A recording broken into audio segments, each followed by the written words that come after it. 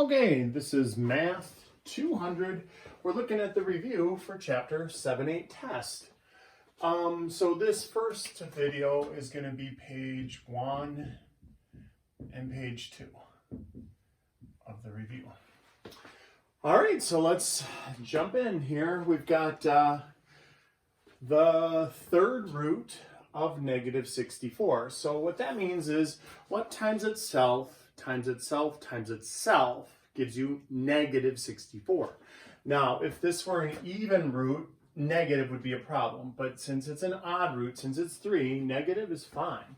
That actually turns out to be negative 4. Now, let's think about that for a second. If I take negative 4 times negative 4 times negative 4, that's positive 16 times negative 4, which is negative 64. And so what times itself 3 times in a row gives you that number. That's what they're finding. That's what they're asking when they want the third root of something. So the third root of negative 64. Now, if that hurt your brain, we could do it with the calculator. The way to key that into the calculator, you do the parenthesis, the opposite sign on the bottom of it, not negative, not minus, but rather negative. That's on the very bottom, not on the right where minus is. So negative 64, end parenthesis to the power, the little power key thing, and then another parenthesis, 1 divided by 3. So this is the same as to the 1/3 power. All right.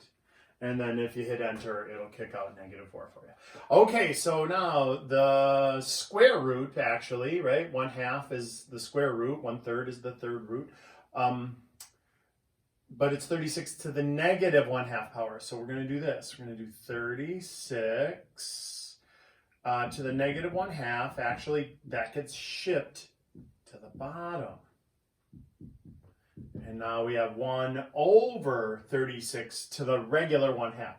A negative exponent doesn't change the sign, it changes the position in the fraction. So if it's in the numerator and a negative exponent, it goes to the denominator and you make it positive. If it's in the denominator with a negative exponent, you move it up to the numerator and make it positive. So what does that? That's really just 1 over the square root of 36. Well, the square root of 36 is 6. So that is 1/6 is the answer for that one. All right, when you have this is a weird one, right? The 6th root of something. Basically what we're going to do with that, when you have a variable with an exponent on it, you just basically divide this. So look, the quick answer here is 30 divided by 6 is 5, and 18 divided by 6 is 3. And that's it. Now, if you'd like an explanation on why that works, it works because, remember, when you have a power raised to a power, that means you multiply. So look, the 6th root is to the 1/6 power. So if I'm going to take this and multiply it by that, that's 30 over 1, that's 18 over 1. Top times top, numerator times numerator, denominator times denominator, bottom times bottom. So 30 over 6. 18 over 6, and then 30 divided by 6 is 5, and 18 divided by 6 is 3. And so that's the long way to do it. You definitely don't have to do it that way. On these problems, the 1, 2, and 3, I really don't even need to see work. If you just wanted to put the answers down, that would be fine. If you want to show work, that's also fine. All right? Okay. Oh, that reminds me. Great job on the first test, everybody. 200 students did an outstanding job on the first test. So keep it up for this one. So let's take a look at this. We're going to add up the powers only. Oh, it's going to be a pain because look, I'm trying to add those two together. Well, I can't without a common denominator. So the common denominator between 2 and 4 is 4. So I need a 4 down there and a 4 down there. And so now I think to myself, what did I multiply 2 by to make it be a 4? Well, that would be 2. So that's b to the 2/4 plus, that already was a 4, so that just stays negative 3. And so what does that mean? That means we end up with b to the 2 plus negative 3 is -1 fourth. If it were tech math, that would be fine. You could leave it like that. This isn't tech math, though. This is algebra. So I need you to fix that. That negative moves it to the bottom. And then the 1/4 root is the 4th root of b. So that should be the answer we put down. 1 over the 4th root of b. All right. Let's take a look at this. Simplest radical form is what they want there. SRF. Simplified, either simplified radical form or simplest radical form. Either way. Those are interchangeable. So let's take a look. We do perfects and leftovers. So you think, what is a perfect square hidden in as a factor of 40? So what multiplies to give you 40 but is perfect? So now I've had students who, 8 and 5. It doesn't work. 8 isn't perfect and 5 isn't perfect. You need to find a factor that is a perfect square. And so in this case, it is 4 is perfect times 10 is kind of in the leftover bin. So this is perfect. We can fix this. This is not perfect. That's just going to stay the square root of 10. And so then when I evaluate it, this becomes 2 square roots of 10.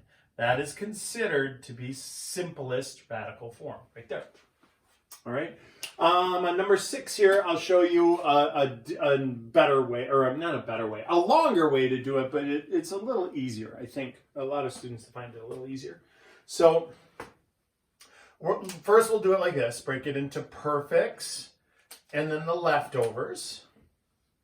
And so perfect, what's a perfect square hidden in 72? And now maybe 9 jumped into your head, and yeah, that 9 and 8, but there's a better one. There's a better one. 36 is the largest perfect square hidden in there. And x to the 6th. We need even-powered things to be perfect, because this is a 2 here. Even though we never write it there, there's a 2 there. And so we need it divisible by 2. So if it's a 7, you bump it down to a 6. And so what's left then is leftover 2. 36 times 2 is 72. And x to the 6th times x is x to the 7th. All right? And so now let's do that one. We evaluate the square root of 36x to the 6th. And the square root of 2x, that's stuck the square root of 2x. So this becomes 6x to the 3rd square roots of 2x. That's what we want for our answer. Now, if that gave you a headache, you can do it another way. You can break it down into its prime factorizations. So we're going to bust it down into all prime numbers. So let's see here. 72, I said 9 times 8, so that was actually 2 times 2 times 2 is 8. Times 3 is 9. And then x to the 7th is 1, 2, 3, 4, 5, 6, 7 of them. All right, and so now we do this as it's prime factorization, and we're gonna get them out kind of one at a time. But I had a student in the past that came up with it. She called it the prison break method, Jessica, a long time ago. And so she said, look, whatever the index here is, that's the key to getting out of this prison. And so groups of 2 get out, but it's not a happy story because only one of them lives. And so that one gets out, that 2 is stuck. One of the 3s gets out. One of the x's gets out. One of the x's gets out. One of the x's gets out. And that one's stuck. So look, we've got 2 and x still stuck in prison. And then 2 times 3 is 6. X to the 3rd. Square roots of 2x. And that's our answer. Same answer either way. And so either way is okay. If that like takes a little longer because you got to break them down into little primes, but a lot of people like that because you don't have to think of perfect squares. All right. And so here, what if I would have done it? Let me look at that one more time here. What if I wouldn't have pulled the best perfect square out? What if I would have used 9? What if I would have used the square root of 9x6 and the leftover as the square root of 8x? Well, that's fine. This would be 3x to the third, square roots of 8x, but then I can go again. I can do this again, where I'm going to pull it into perfects and leftovers. And perfect in 8 is 4. And then the leftover bin is going to have 2x. And then what is the square root of 4? That's 2. So now I got 3x to the third times 2 times the square root of 2x. And that's still 6x to the third square root of 2x. So you still get the right answer. It's just you had to do it in 2 iterations. I kind of compare that to like when you have, when you're doing reducing fractions, and if you don't reduce it with the best thing first, you can still reduce it again. That's kind of the same idea. All right, so really quick here, let me star the ones to focus on that made it to the test. There's only 20 problems on the test, and the review has 26 problems. So there's one just like number 1, there's one just like number 2, there's one just like number 6, there's one, is that it on the first page? 1, 2, 3, 4, 5, and 8 and 9, but we're going to do that next. I got to clear the board. So make sure you have those down pat before you open up the test. All right? Okay. Oh, and while we're talking about the test, remember you can, if you'd like, you can put all your answers just in Blackboard after you open it. You can put it in Blackboard.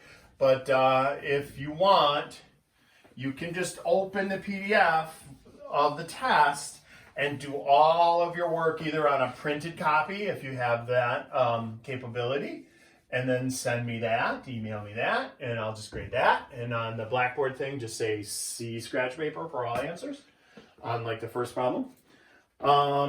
Or if you don't have a printer, that's still okay. You could still kind of do it that way by opening it up and and just looking at it and doing it on scratch paper. Like just look at it, your computer screen, do the first problem on scratch paper and circle your answer and all the way through and do it that way. And then send me your scratch paper. A lot of people did that, and that's just fine. That's just fine. You can do it that way also. Some people liked entering it into Blackboard and just did it all that way, which is also fine.